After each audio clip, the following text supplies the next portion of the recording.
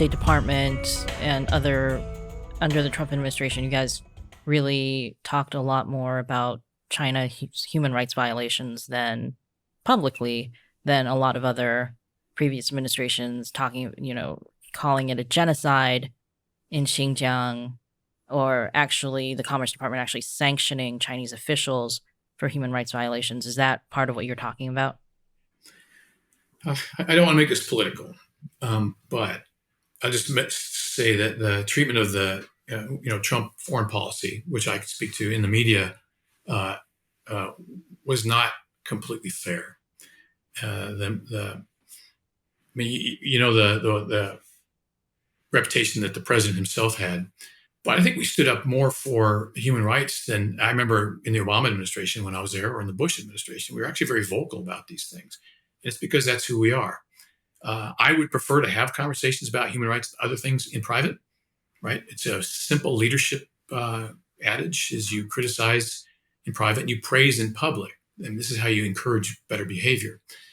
But when that conversation in private doesn't work any longer, then you have to make it public. So does that mean we weren't having public or private conversations with PRC on human rights? No, that was part of our talking points all along. But again, there comes a point where you're not getting action and this thing is becoming intolerable. I mean, genocide. I mean, who wants to be Neville Chamberlain again and say, it's okay, we have peace? We don't want that. So it just seemed like it was, and especially given the acceleration of the treatment of the Uyghurs, that it was necessary to come out and say something. To be true to ourselves, we had to say something. Well, I think this kind of ties into how modern warfare is conducted.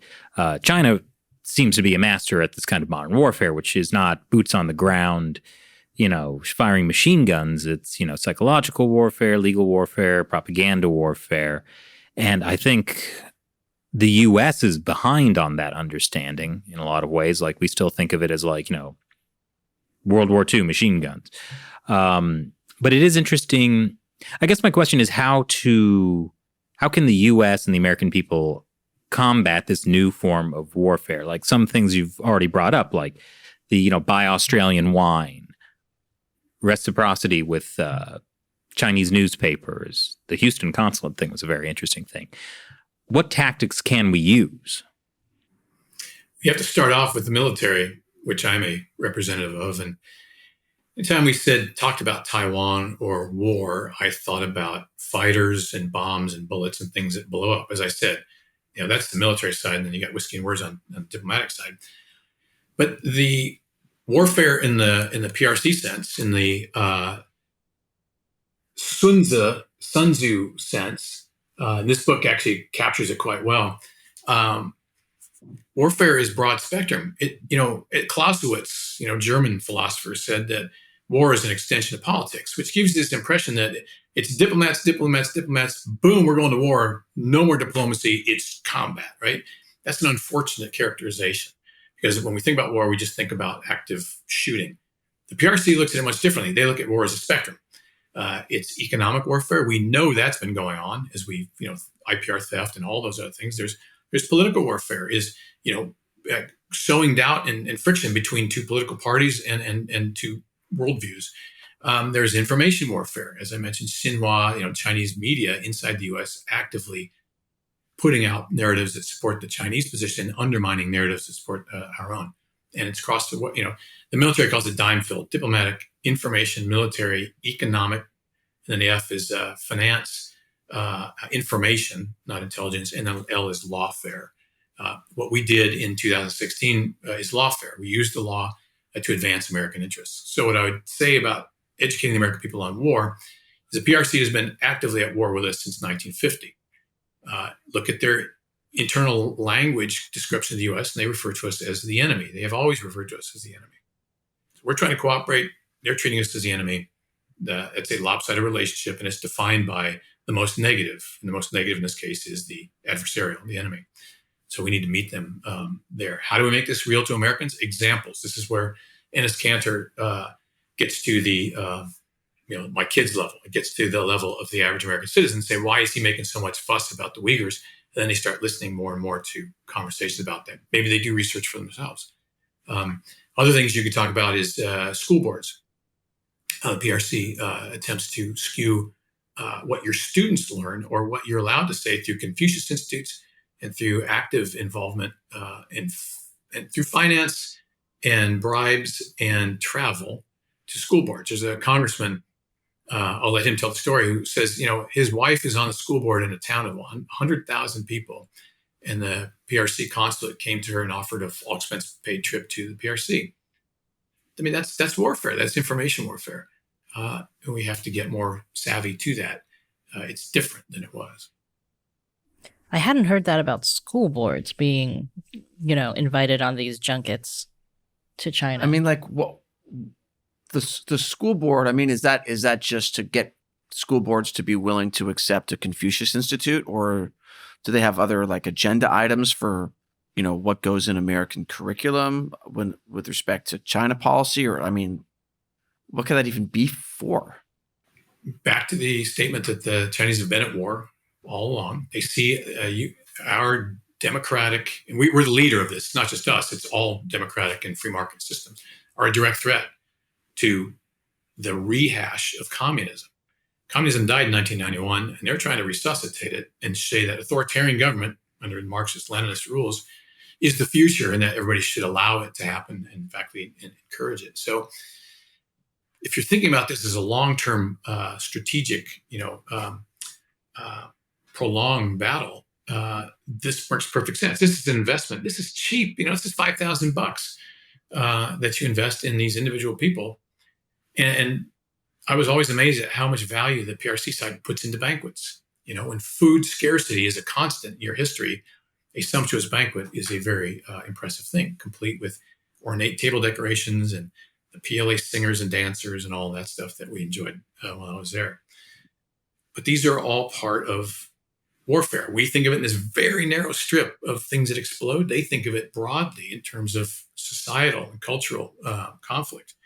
So taking people to the PRC to show them and win them over and make them, amenable to your position, or just so you say nice things in classrooms and in meetings, that's a great investment.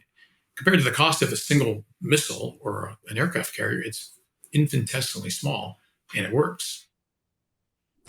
What kind of gets me about the way that the Chinese Communist Party does it is that you would expect them to do it for leaders on a national or international scale. Or, for example, we're in New York City. The new mayor-elect, Eric Adams, he's been Brooklyn Borough president for a number of years. And as Brooklyn Borough president, he traveled to China 7 times on these junkets. And one of the things that, he tried to do is get this Chinese friendship arch built in Brooklyn. And it never went through. But you can see the objective, right, for the Chinese Communist Party, that this guy could rise higher in politics in the U.S. In fact, now he's going to be the mayor of New York City. And mayors of New York have run for president. Right. So it makes sense to cultivate somebody like Eric Adams. But a random school board member in small town America, it's still important enough for them to do that. They call this, in the spy world, they call this assessing. Just looking around at people who have the potential for pick an activity. And they've got free run of the country, and so they're out as they should be. Back to reciprocity, American diplomats are severely restricted to who you can meet with and where you can travel in China. And if you just, Americans are all about fairness. It's amazing how we really put great stock in fairness. And then if you can make this more public to the American people, that our diplomats in the PRC are basically locked down while there's run amok in our country, I think Americans would stand up more and go, yeah, that's not fair. And you can't make them allow us to be more free inside China. They won't do that. So you're going to have to take the other way and treat them with reciprocity. But they do that. This is how they get at those people. The mayor, this is how they get the school boards. It's because they have the free run of the U.S. And we have to stay true to who we are, and we really can't squash that. But we can. There are other ways you get about that, addressing that problem. I'm just upset that the Chinese Communist Party has never invited us to get an all expenses paid trip to China. I don't think you want to go. Look, it's actually a one-way trip. instead of the Michaels, we'd have the Chris and Shelleys and Matts. You don't want that. No. Yeah. Yeah, definitely not. I mean, when you talk about needing to, educate Americans about this, right? About this type of warfare, isn't it kind of hard because even just using that term warfare or war it's seen as pretty inflammatory. Like we don't really like to talk about it. The most we can say is that we're competing with China, right? Right. The last administration, the national security policy, you guys came out and said, this is actually a great power competition. And even that was seen as like, whoa, do we want to go there? Do we want to actually call this a great power competition? And, can't we just call it like a friendly economic competition or something like that? So how do we talk about this when even saying these words is considered too much? This is why China Uncensored and China Unscripted and all the things you do are so important. Is until this gets into the public space and they realize just how bad it is, you won't get Americans to buy into this or sort of support it. But my experience has been, I speak in public events quite frequently, and they're actually not so afraid of the thought that we're back to a Cold War setting, which we are. I mean, I did an op-ed back in the spring on the new Cold War. It's similar to the last one. It's existential and it's ideological. Then you got the whole fact that they're in our country, and they've got entire swaths of Wall Street and others, touting their line. It's going to be more complicated than the last one, but obviously we can think our way through this one. Yes, you got to get the American people on board, but good Lord, you got to get the finance and the economic folks on board too. A really good article from May of last year about Saleen Motors, Saleen Motors.